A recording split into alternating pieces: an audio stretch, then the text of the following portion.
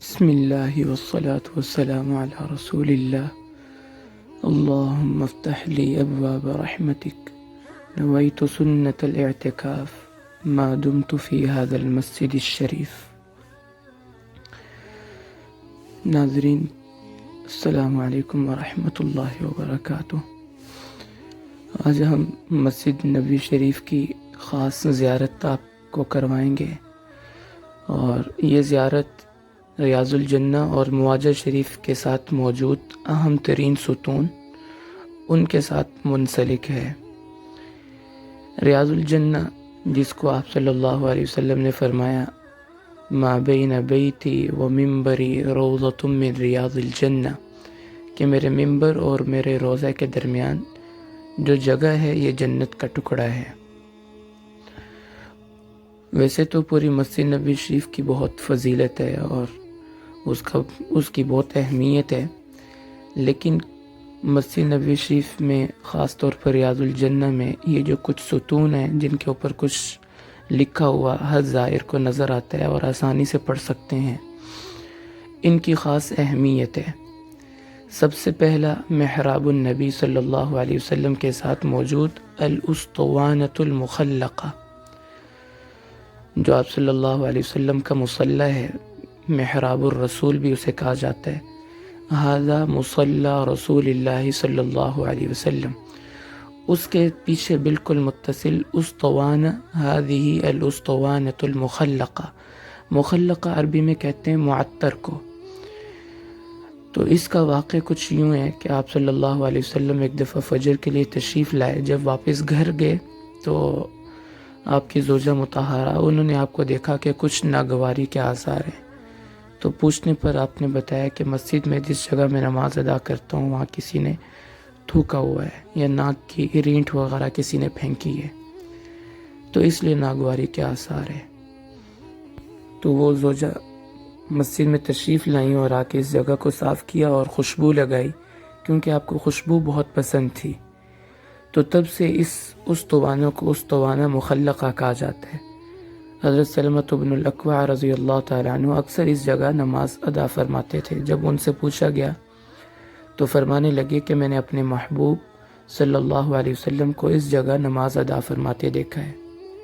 امام مالک رحمۃ اللہ علیہ کے بارے میں بھی آتا ہے کہ وہ اسی جگہ نماز ادا فرماتے تھے، فرمایا کرتے تھے کہ فرائض پہلی صف میں پڑھنا مجھے محبوب ہے، لیکن نوافل مجھے اس جگہ پہ ادا کرنا پسند ہے۔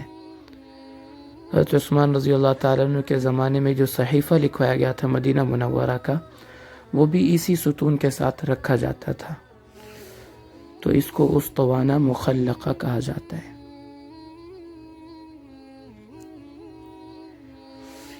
دوسرا ستون جو اس کے بالکل متصل اس کے لیفٹ پہ، اسطوانہ عائشہ رضی اللہ تعالی عنہا، جس کے بارے میں آتا ہے کہ آپ صلی اللہ علیہ وسلم نے ارشاد فرمایا کہ میری مسجد میں ایک جگہ ہے، اگر وہاں نماز کی فضیلت کا لوگوں کو پتہ چل جائے تو وہ قرعہ اندازی سے اپنے لیے نماز کی جگہ وہاں پہ مقرر کریں، قرعہ اندازی کریں اور وہاں پہ نماز ادا کریں۔ تو آپ صلی اللہ علیہ وسلم نے صراحتاً تو اس کے بارے میں نہیں بتایا، لیکن حضرت عائشہ رضی اللہ تعالی عنہ کو اس کے بارے میں آپ نے خبر اور اطلاع دے دی۔ تو حضرت عائشہ رضی اللہ تعالیٰ عنہ نے اپنے بھانجے حضرت عبداللہ بن زبیر رضی اللہ تعالیٰ عنہ ان کو بتایا، اور ان سے پھر امت کو اس جگہ کے بارے میں پتہ چلا۔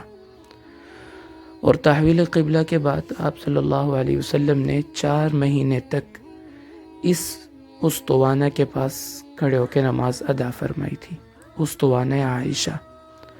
تو یہ بھی اس کی بہت فضیلت اور اہمیت کی جگہ ہے، اور اس کو قبولیت دعا کے مقامات میں سے علماء نے لکھا ہے کتابوں کے اندر کہ یہاں پر دعا قبول ہوتی ہے۔ اس کے بعد تیسرا ستون جو ریاض الجنہ میں ہی موجود ہے، اس کو اسطوانہ ابی لبابہ ویعرف بالتوبہ، اور اسطوانہ بالتوبہ بھی کہا جاتا ہے۔ یہ بالکل اسطوانہ عائشہ سے الٹے ہاتھ پہ ہے، اور اس کو اسطوانہ ابو لبابہ اس لیے کہا جاتا ہے کہ حضرت ابو لبابہ رضی اللہ تعالی عنہ جو مشہور صحابہ میں سے ہیں، اور وہ احد النقابہ، کہ آپ صلی اللہ علیہ وسلم نے بیعت عقبہ کے بعد جو کہ مینا میں ہوئی تھی تو 12 صحابہ کو امیر مقرر فرمایا تھا. ان میں سے ایک ابو لبابہ رضی اللہ تعالی عنہ تھے جن کا نام رفاعہ بن منذر رضی اللہ تعالی عنہ تھا. اصل نام ان کا یہ تھا لیکن ابو لبابہ کی کنیت سے مشہور تھے. ان سے ایک دفعہ خطا یہ ہوئی کہ جب آپ صلی اللہ علیہ وسلم نے بنو قریظہ کا محاصرہ فرمایا تو ان کو مشاورت کے لیے اور بات چیت کے سلسلے میں بھیجا. تو بنو قریظہ کے ساتھ ان کے کافی اچھے تعلقات تھے زمانے جاہلیت میں. تو انہوں نے پوچھا کہ ہمارے بارے میں آپ صلی اللہ علیہ وسلم کا کیا فیصلہ ہے. اولاً تو یہ نہیں بتانا چاہ رہے تھے لیکن جب ان کی مستورات اور ان کے بچے ان کے پاؤں میں گرے اور خوب انہوں نے آہوزاری کی تو انہوں نے ہاتھ کے اشارے سے بتا دیا کہ جو تمہارے مرد ہیں ان کو قتل کر دیا جائے گا، عورتوں اور بچوں کو گرفتار کر لیا جائے گا. تو یہ آپ صلی اللہ علیہ وسلم کا راز تھا جو ان سے فاش ہو گیا. لیکن انہیں اپنی اس غلطی کا خوب احساس ہوا اور سیدھا وہاں سے مسجد نبوی شریف میں تشریف لائے اور آ کے اپنے آپ کو اس ستون کے ساتھ باندھ لیا. یہ روزہ مبارک کی جالی ہے اور اس پہ عبارت لکھی ہوتی ہے لا الہ الا اللہ الملک المبین محمد الرسول اللہ صادق الوعد الامین. ہنا السلام علی رسول اللہ صلی اللہ علیہ وسلم. یہ معجز شریف کے بالکل اوپر تختی لگی ہوئی ہے جس پہ لکھا ہے کہ یہاں آپ صلی اللہ علیہ وسلم کی خدمت عالیہ میں امتی اپنے ارمان، اپنا سلام عقیدت پیش کر سکتے ہیں. تو بہرحال حضرت ابو لبابہ رضی اللہ تعالی عنہ نے 17 دن اپنے آپ کو اس مسجد کے ساتھ باندھے رکھا.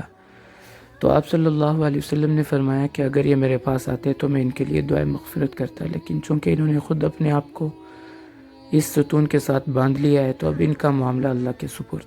تو 17 دن کے بعد ان کی توبہ قبول ہوئی. آپ حضرت ام سلمہ رضی اللہ تعالیٰ عنہ کے حجرے میں تشریف فرما تھے جب یہ ان کی توبہ کے متعلق آیات نازل ہوئی. تو آپ کے چہرے انور پہ خوشی کے آثار دیکھ کے حضرت ام سلمہ رضی اللہ تعالیٰ نے عرض کیا یا رسول اللہ میرے ماں باپ قربان جائیں، آپ آج کس بات پر خوش ہیں؟ تو آپ نے فرمایا کہ ابو لبابہ کی توبہ اللہ نے قبول فرما لی. تو حضرت ام سلمہ رضی اللہ تعالیٰ عنہ باہر تشریف لائیں اور آ کے ان کو خوشخبری دی کہ آپ کی توبہ قبول ہو چکی ہے. یہ پردے کا حکم نازل ہونے سے پہلے کا واقعہ ہے.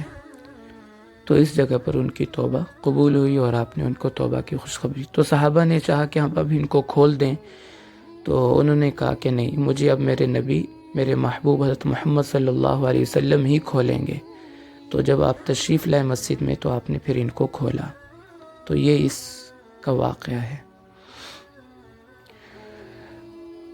چوتھا ستون اسطوانۃ السریر. هذه اسطوانۃ السریر. یہ بالکل آپ صلی اللہ علیہ وسلم کے روضہ مبارک کے ساتھ متصل ہے. سریر عربی میں کہتے ہیں چارپائی کو. تو اس جگہ پر آپ صلی اللہ علیہ وسلم اعتکاف کے دنوں میں اپنا بستر اور اپنی چارپائی وغیرہ اس جگہ پر بچھایا کرتے تھے. آپ کا بستر اور خیمہ اس جگہ پر نصب کیا جاتا تھا. آگے ہے اچھا، اس ستون کے بارے میں ہمارے استاد دامت برکاتہم ایک عجیب بات فرمایا کرتے تھے کہ آپ صلی اللہ علیہ وسلم کی قبر مبارک کے آدمی سب سے قریب اس جگہ پہ اگر کھڑا ہو تو وہ آپ کے قبر مبارک کے قریب ہوتا ہے. باقی جتنی بھی جگہیں ہیں وہاں پہ آپ صلی اللہ علیہ وسلم کی قبر مبارک کا فاصلہ کافی زیادہ ہے، لیکن اس جگہ پہ آپ صلی اللہ علیہ وسلم کی قبر مبارک یعنی آپ کی سر مبارک والی جو طرف ہے وہ بالکل قریب ہے. بس چند ہاتھ کے فاصلے پر آپ کی قبر مبارک رہ جاتی ہے. تو اس حساب سے بھی یہ بہت اہم جگہ ہے. هذه اسطوانۃ السریر. اس کے بالکل ساتھ اسطوانۃ الحرس. هذه اسطوانۃ الحرس. اسطوانِ علی بھی کہا جاتا ہے. یہاں پر آپ صلی اللہ علیہ وسلم کی پہرے کے لیے، آپ کی حفاظت کے لیے صحابہ معمور تھے، وہ یہاں پر بیٹھا کرتے تھے. خاص طور پر علی رضی اللہ تعالی عنہ کا نام آتا ہے. لیکن جب یہ آیت مبارکہ نازل ہوئی واللہ یعصمک من الناس کہ اللہ آپ کی حفاظت فرمائیں گے، تو پھر آپ نے ان کو یہاں سے فرمایا کہ اب چلے جائیں، اب اللہ تعالیٰ نے حفاظت کا ذمہ لے لیا ہے۔ اور جب آپ تشریف لاتے تھے مسجد میں، حضرت عائشہ رضی اللہ تعالیٰ کے حجرے کا دروازہ اسی جگہ مسجد میں کھلتا تھا۔ اس کے بعد جو آخری ستون ہے، ہذہ اسطوانۃ الوفود، وفود وفد کی جمع ہے، ایک جماعت کو وفد کو کہتے ہیں۔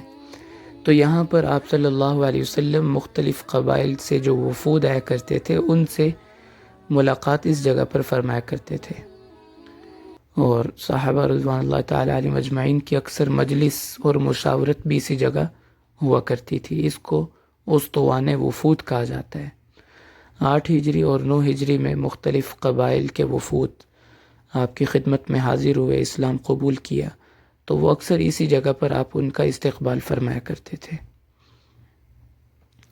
یہ سامنے اقدام عالیہ کی طرف جالی کا منظر ہے، اور 10 مبشرہ صحابہ کے نام لکھے ہوئے ہیں۔ آپ صلی اللہ علیہ وسلم کے قدم مبارک اس طرف ہے جو جالیاں بھی آپ دیکھ رہے ہیں۔ اللہ تعالیٰ ہر مسلمان کو یہاں کی بار بار حاضری نصیب فرمائے۔ ایک اسطوانہ ہے جو کہ باہر سے اب نظر نہیں آتا، اس کو اسطوانہ تہجد کہا جاتا ہے، جو اصحاب صفہ کا چبوترا جو مشہور ہے، جہاں پر لوگ اکثر نماز پڑھتے ہیں، تھوڑی سی اونچائی پہ ہے وہ جگہ، تو اس کے ساتھ ہی یہ اسطوانہ تہجد یا محراب تہجد کہا جاتا ہے۔ یہاں پہ آپ صلی اللہ علیہ وسلم رات کو تہجد کی نماز اس جگہ پہ ادا فرمایا کرتے تھے، لیکن اس کے اوپر کچھ لکھا ہوا نہیں ہے۔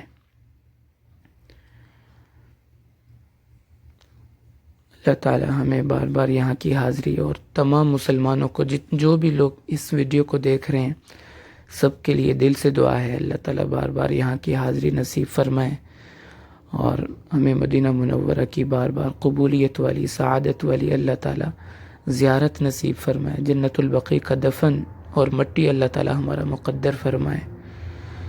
وآخر دعوانا ان الحمد للہ رب العالمین، جزاکم اللہ جزاء حسنا۔ اب اس کے بعد انشاءاللہ مسجد نبی شریف میں جو مختلف محراب موجود ہیں،